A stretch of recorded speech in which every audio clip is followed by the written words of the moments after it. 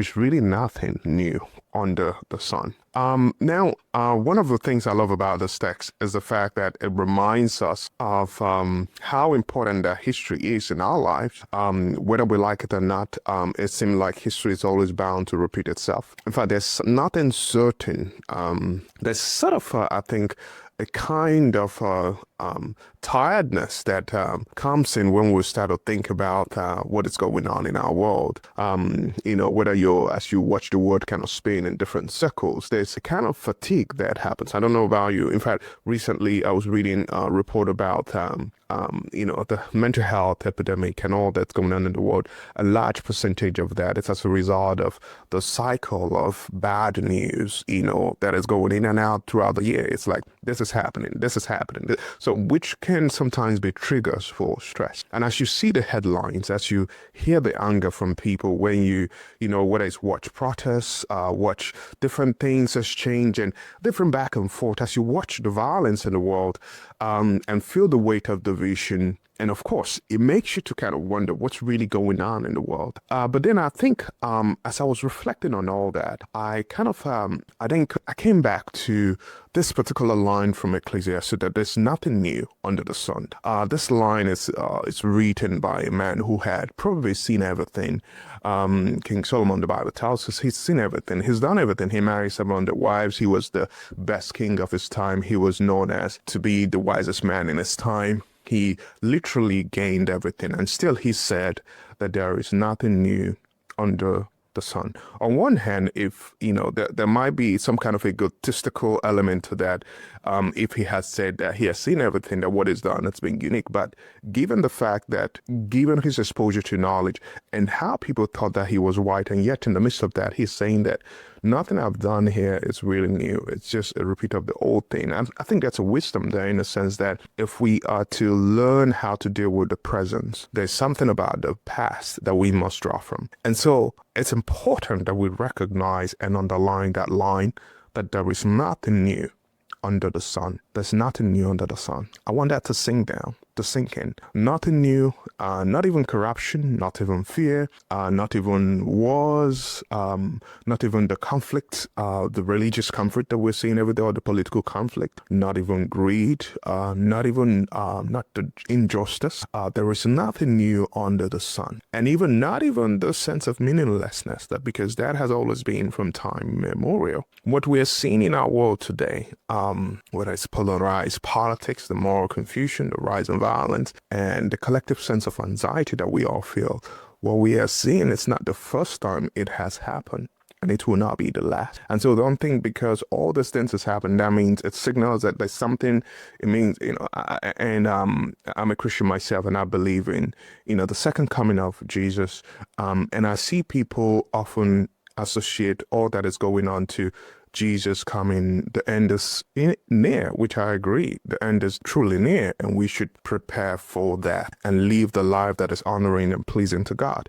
But at the same time, there is, I think, a deception that comes when we make that emphasis with the sense that nothing like this has ever happened in time in history, because I think there's a deception there, and it's important. Wisdom, therefore, requires that we think and reflect and think about what's happened in the past. We've seen empires rise on the promise of peace, and we've seen them fail under the weight of power. We've seen, let's say, nations build walls out of fear. We also see them call it safety as they did that. We've seen people turn prophets into enemies. We've seen enemies turn into idols. We've seen society trade truth for comfort. We've seen people trade justice for peace. We've seen people make spectacle of faith throughout history. In fact, the early church faced the same culture wars that we do now. Rome demanded some kind of allegiance from them, and the gospel even somehow looked foolish to the powerful at this time. In the Middle Age, it was filled with plague. People were dying. Nobody knew what was going on. There was a lot of conspiracy around what was going on.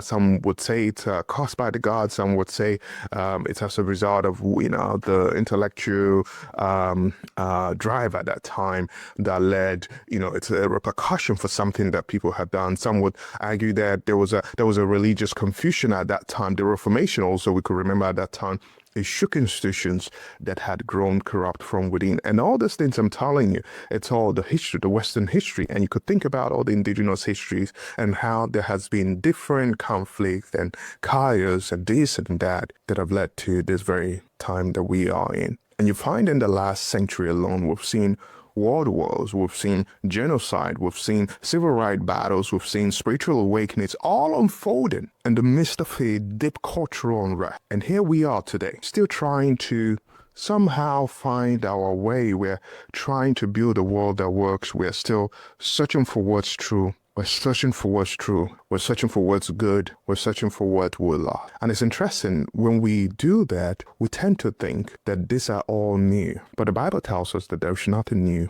under the sun. Now, so what does this mean for you and me as we're thinking about this? Because I think if there's nothing new under the sun, does that mean that we give up? Or that we just let the cycle continue? I don't think that's what we should do. I don't think that's a need for us to give up. I think that that's not what biblical wisdom ultimately calls for. The biblical wisdom, as we discern the time, is not for us to give up, given the fact that this is a repetition of what's happened in history, throughout history. But rather, it means that we should stop being surprised by evil and start getting serious about discernment. When something happens and we hear the news about it, we should stop being surprised about that. Because when everything feels loud, oftentimes wisdom requires us that we pay attention to the things that it's happening, to the rhythms and the patterns in our time. The children of Issachar was able to discern the time. Why? Because they were students of history.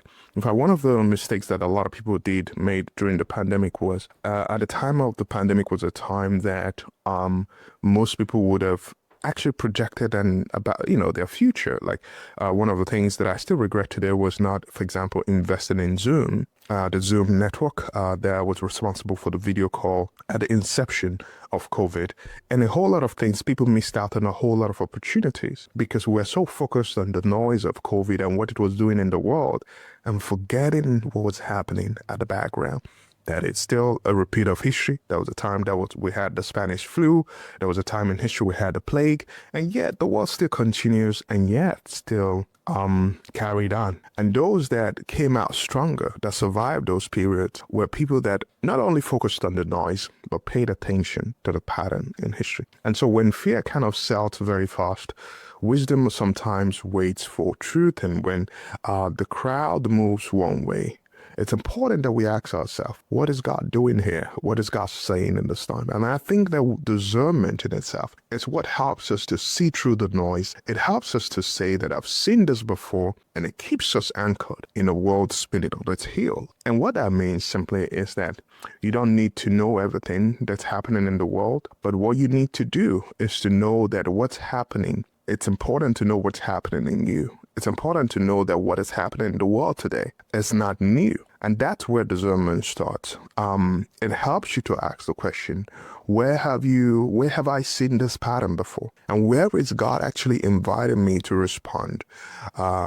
differently in this time in history? And also the other question that should be asked as you're thinking about what's going on in the world today is to ask yourself, what cycle am I called to break in this time in history? Because even though there is nothing new under the sun, there is someone who stands beyond the sun. And so in this season, as you're thinking about what's going on in the world and concerned about what to do, remember to ask yourself this question: where have I seen this pattern before? Be a student of history, but also ask yourself, where is God inviting me to respond in this current time in history? And how is God inviting me to respond differently? What is he trying to get me to do differently this time? And also, most importantly, what cycle am I called to break? Because even if there's nothing new under the sun, there is someone who stands beyond the sun.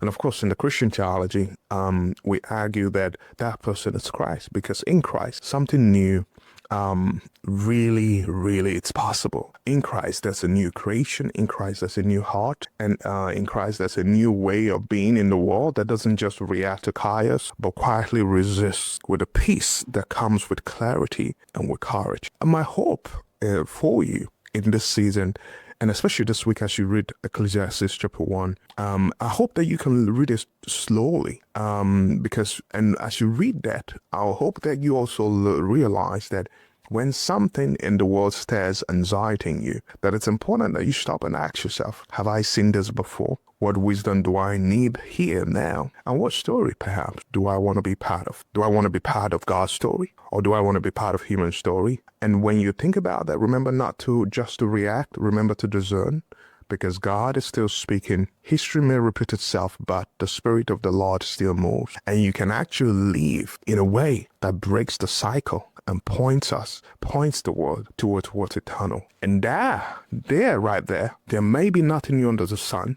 but you were made to live from a wisdom that comes from above. Remember that very well, that even though there may be nothing new under the sun, remember that you are made with a wisdom that comes from above. And that wisdom compels you to be a student of history, to see what God has done in the past in history, and see what He is calling you to do in this present time, and also discern how you're being invited to respond to the spirit of the time. We call it the zygus of a time. For me, I think the calling in this season is really to be light in darkness, to be salt of the earth, to bring about healing, to flavor the world with God's character, but also most importantly, to preach the message of abundant life and spread the word of flourishing. And such a time as this, when there is so much need for healing, for meaning, and also for liberty. It is my hope that you've been blessed by this week, and I look forward to having more conversations with you and connecting with you next week as we continue with our biblical wisdom for flourishing. But this time around, we start in August. I'll be traveling a lot from August to October. I'll be in London, Oxford, and Bath in August for a series of engagement. I'll also be in October.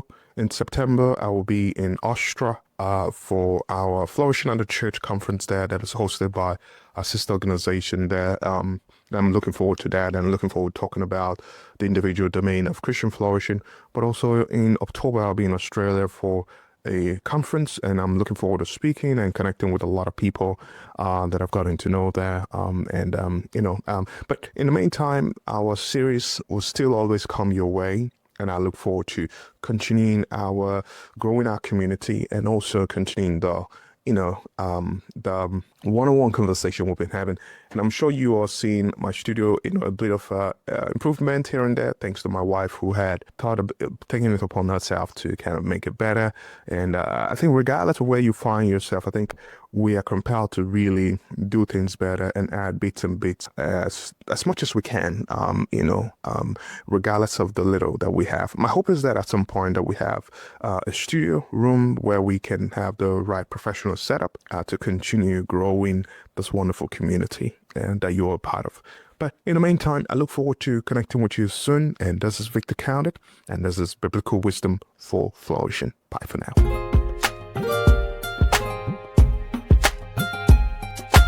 5, 4, 3, 2, 1, 0. All in.